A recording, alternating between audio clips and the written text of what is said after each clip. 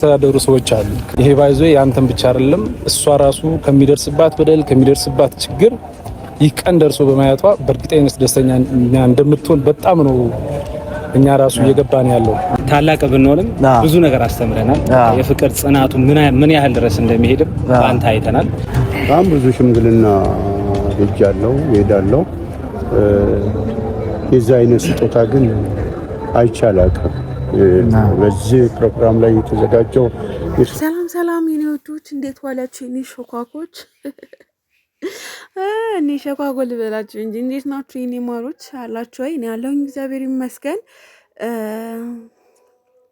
ሽማግሌ የምናውቀው ምሳሌ ደስታ የሩታ ውሽማ ነው የሚባለው። አብርሃም ውሽማ ካለው ሩታም ውሽማ አላት ማለት ነው። ስለዚህ ደስታ በመንገድ ላይ ቀጥረህ ያስካቸው ሽማግሌዎች ምን ይሰሩልሃል?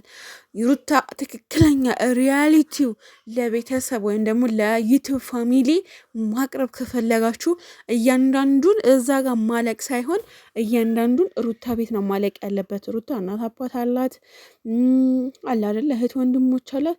እነሱ በተሰባሰቡበት ተደግሶ ነው እንጂ ድግስ የሚካሄደው ዝም ብሎ በየመንገዱ ውስኪ እያንጠለጠሉ ከዛ በኋላ ሽማግሌ ወንዱ ተቆጠረ ከዛ በኋላ ምናምን አያስፈልግም ሲጀመር ማለት ነው። ሲቀጥል አሁን ሉታ እርግዝና ላይ ናት አይደል? አርግዣለሁ እያለች ነው። ሁለተኛ ልጅ እየመጣ እያለች ነው። እና ስለዚህ አሁን አንተ ከእርግዝናዋ የምትቀበላት ወይስ እንዴት ነው?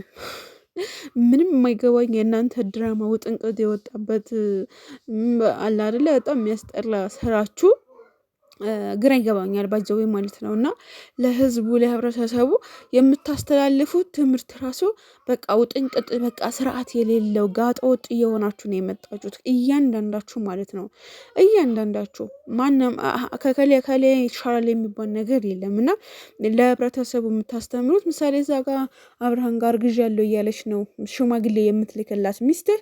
ዛሬ ደግሞ አንተ ሽማግሌ ላኩ ብለህ ምን ከምኑ ነው የምንሰማው? ምን ከምኑ ነው የምናየው? ምን ከምኑ ነው የእናንተ ትምህርት እንተ የሚባለው? ለነገሩ ከዝንብ ማር አይጠበቅም። እናንተ ማለት እንደ ዝንብ ናችሁ።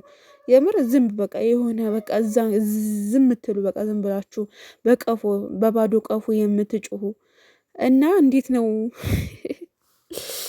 ማለቴ አሁን እንዴት ነው እዛ ጋር ልጅ አርግዤልሃለሁ እዚህ ጋር ደግሞ ሽማግሌ ይላካል። ከዛ በኋላ አብረው ምናምን ነገር ግራ እናንተ ግራ ገብቷችሁ እኮ ህዝብን ግራ የምታጋቡ ናችሁ እኮ እናንተ ማለት እኮ እግዚአብሔርን በቃ እንዴት ብዬ ነው ማለት የሆነ በቃ ጌታዊ ድረስ ብቻ ግን ልብ ይኖራችሁ ማለት ብር ብቻ ወደድ አትሆኑ። ሰው ምን ይለኛል ብላችሁ ማሰብ ራሱ ያቃታችሁ ጭንቅላታችሁ ዜሮ እንደሆነ ነው የሚለውና አረገዘች። ከዛ በኋላ ሁለተኛ ልጅ ከዛ ከሌላኛው ጋር ባሌ ልጅ አለኝ እያለች አንተ ከዚህ ከመንገድ ሽማግሌ ሰብስበህ ገና ከአዲስ አበባ ሳትወጡ ቡታጀራ እንኳን ሳትሄዱ ከመንገድ ላይ ሰብስባቸው ሩታ ቤት አልገቡ። ሩታ እናት አባት ጋር አልተተዋወቁ ላክን።